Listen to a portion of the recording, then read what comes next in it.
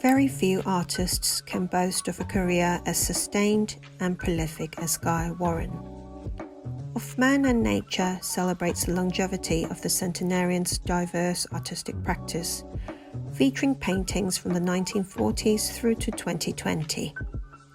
It emphasizes his attitude of curiosity, which leads him to a lifetime of ongoing experimentation with painting techniques. This can be seen in his different painting styles throughout the 8 decades. One subject remains the focus throughout his career, that is, the landscape and man's relationship with it. This has given rise to paintings of landscapes with subtle figures in them.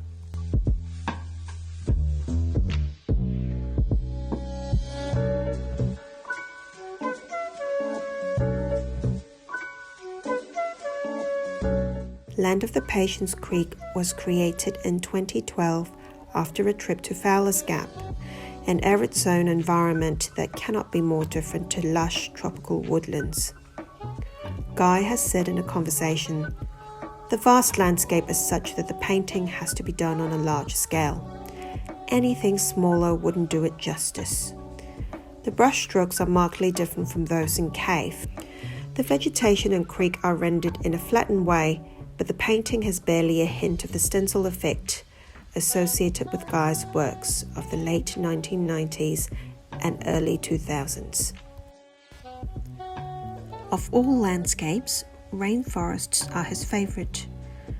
Cave is a painting which illustrates Guy's strong affinity for the rainforest, as well as a stylistic breakthrough.